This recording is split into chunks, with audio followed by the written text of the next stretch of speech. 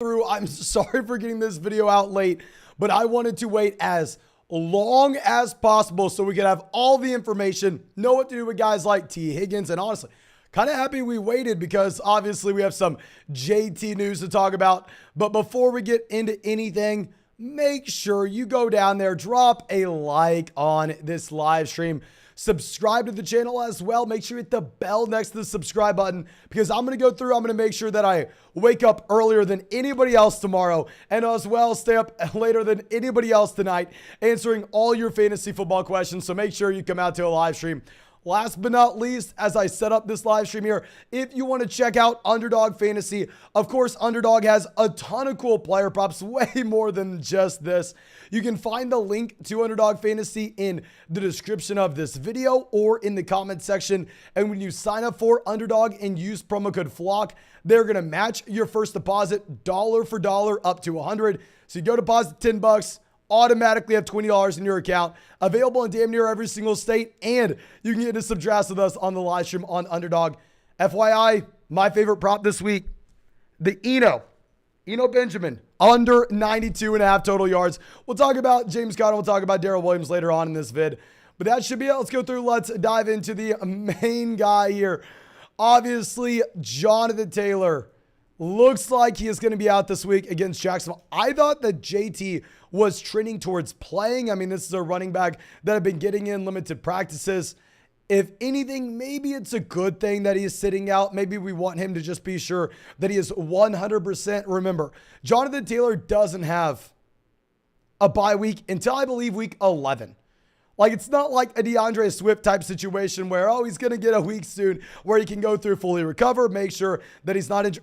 I think it's better to be safe than sorry with Jonathan Taylor with this ankle injury. And because he was getting in limited practices this week, I'm going to assume that, honestly, he plays next week. I think he does play next week, but this week, you're not going to have JT. And the guy you would naturally go to, Nyheim Hines, is also going to be out with the concussion.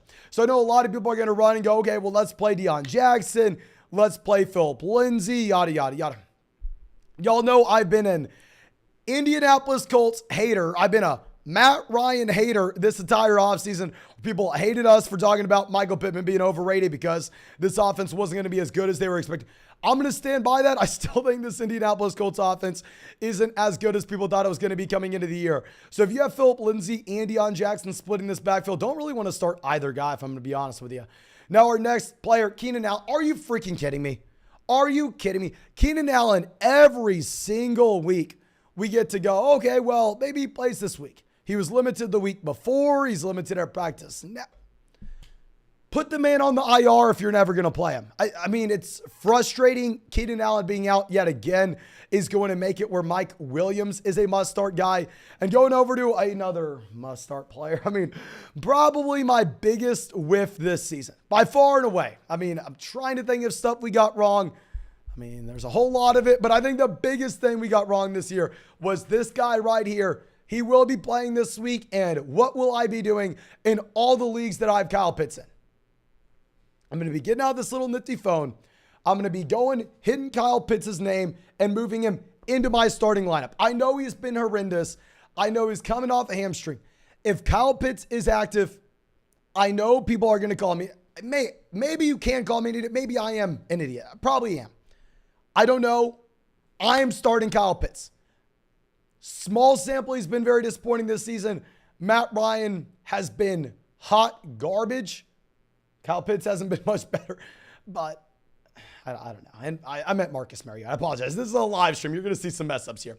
Now our next guy is going to be Tua Tagovailoa. So with Tua, looks like he's going to be good to go week 7. Talked about this over the past 2 weeks to go through. Take the discount, buy the dip on what you're going to be getting with Jalen Waddle. I mean, here, I know, like we've been saying for weeks now, we all want Tua Tagovailoa to maybe sit out the rest of the season and make sure that he is 100% healthy, where we don't have to worry about any long-term damage.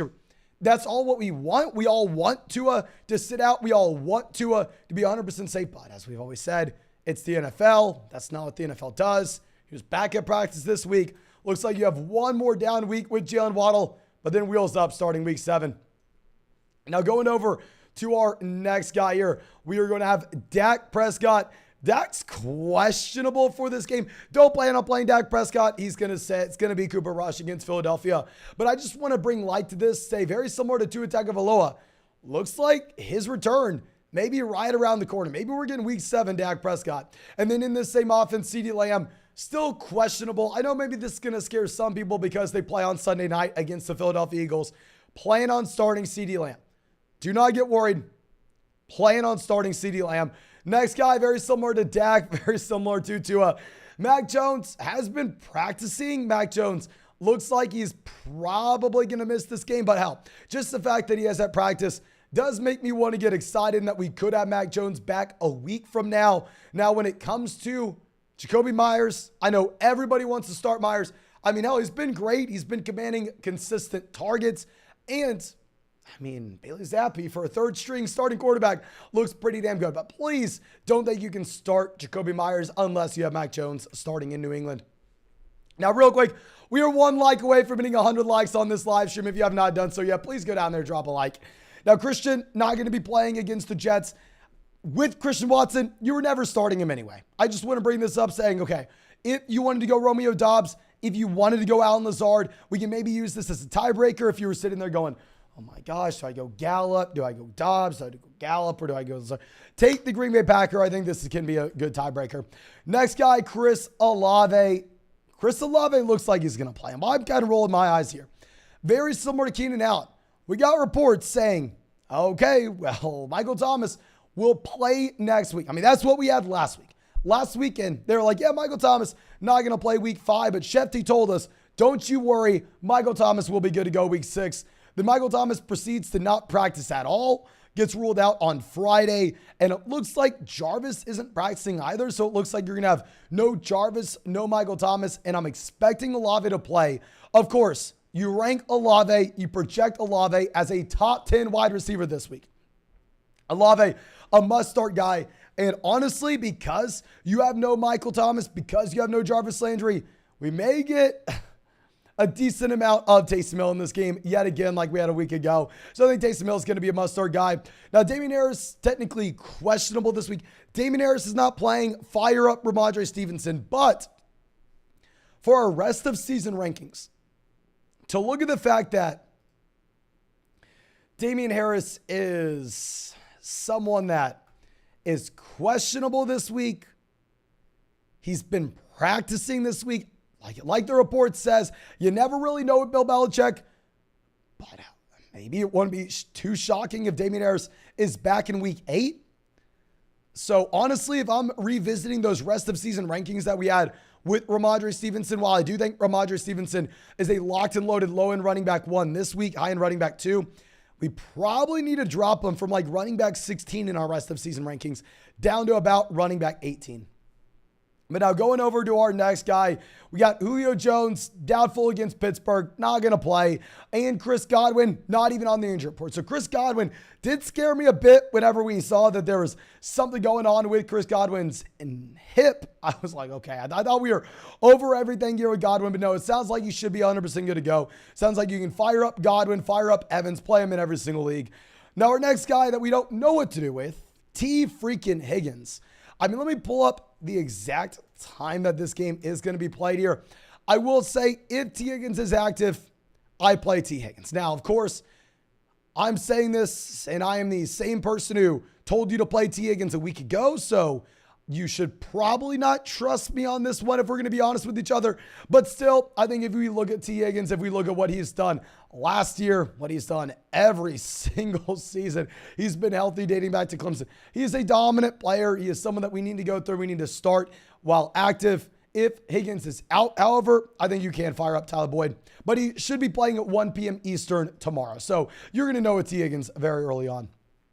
Pat Freiermuth, also playing 1 p.m. Eastern, but, I mean, he's not playing. Has the concussion. I mean, it sucks. Hopefully, we get Pat Freiermuth back in week 7 because the tight end position looks like there are very few players you could actually go out there and feel comfortable putting in your starting lineup at this point. Partially one of the reasons why I'm telling you to play Kyle Pitts. Now, our next guy, Rashad Bateman, not playing against the Giants. So Devin Duvernay yet again is viable. Now, of course, Hook 'em Horns, we got a nice win today. Love to see it. Y'all know I used to see Devin Duvernay at the Rec when I went to Texas, but I still think Duvernay's not like a locked and loaded top 24 wide receiver.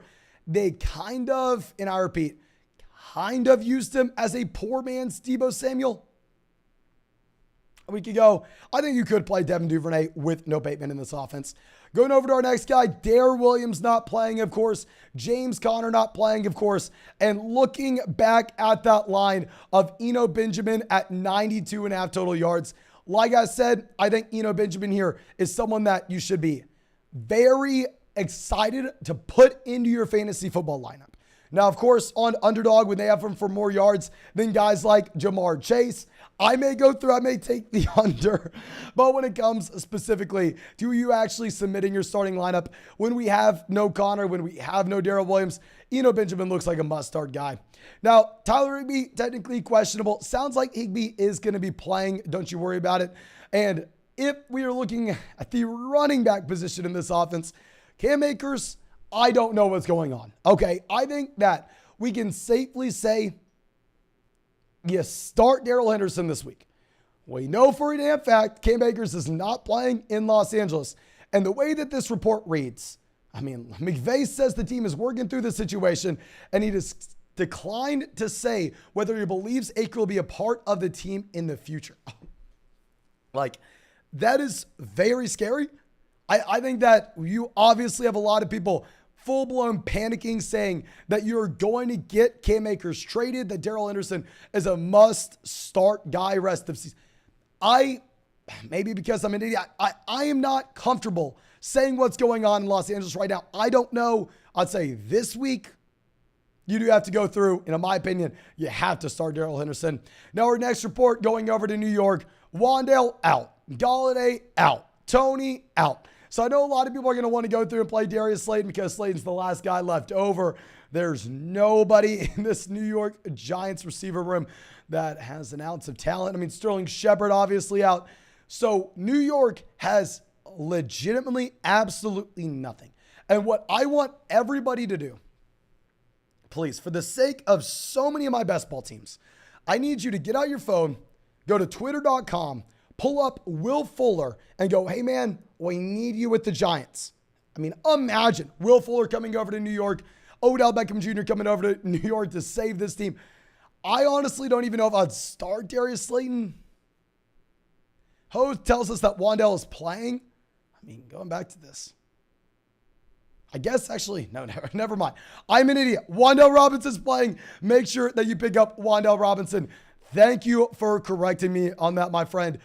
But that should be it. Thank you so much for everybody coming out, checking out the video. We're about to hit 200 likes in this video. If you have not done so already, go down there, drop that like.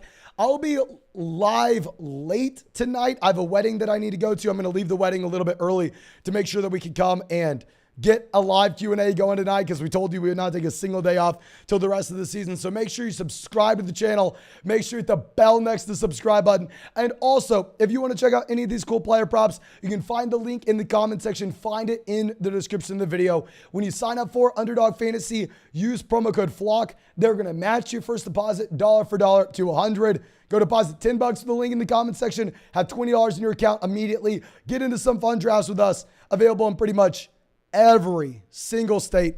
Thank you again. I appreciate all of you. Hope you have a great day. Hope I get to see you in the live stream tonight. Make sure you go watch that Alabama game. What are y'all doing right now watching this video instead of Alabama and Tennessee?